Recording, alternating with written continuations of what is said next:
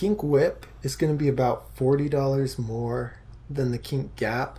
However, it steps it up to full chromoly.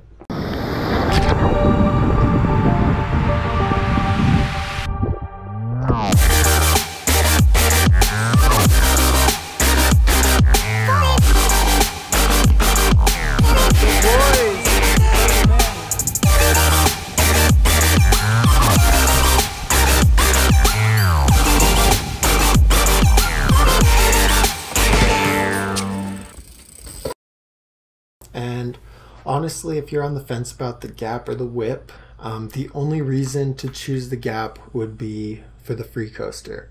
Because if you can spend an extra $40 and get the chromoly dropouts, that's going to save you so much money in the long run.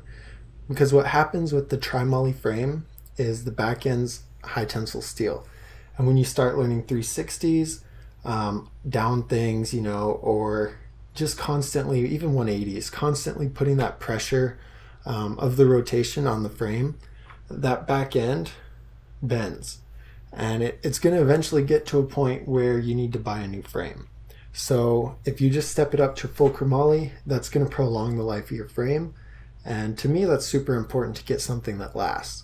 However, I don't know, the Gap is super popular. Maybe a lot of people don't know this, that they think the Gap's full chromoly. I don't know. Anyway, the Kink Whip, full chromoly. The Whip is where our line gets really exciting. This beast is constructed using full 4130 chromoly throughout the entire frame, forks, and handlebars. Complementing the strong, durable structure are sealed bearings everywhere, headset, bottom bracket, both front and rear hubs. The front rim also has been upgraded to the Mission Mylar, topping off with great functionality. It comes in one color, which is matte granite charcoal gray. No, matte granite charcoal. Okay, gray essentially. So this has the full chromoly, it has the double wall rims, and it has the fully sealed bearings. Overall, this is a really good bike, and it's under that $500 price point. Now the Kink Whip weighs 27 pounds and 10 ounces. Now this rider is definitely for a mid-level rider.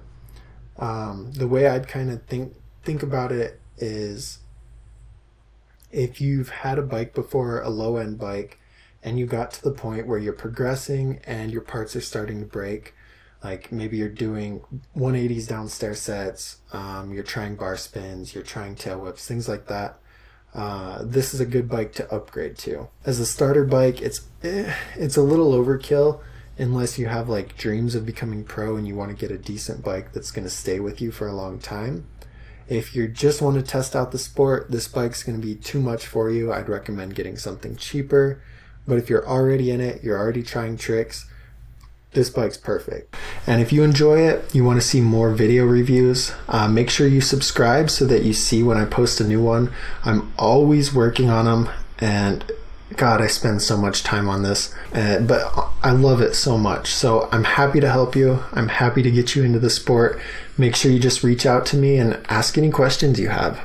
And that's it. Don't forget, leave a comment. Tell me which Kink bike is your favorite, and I'll pick a few people. I'll send you guys a sticker sheet.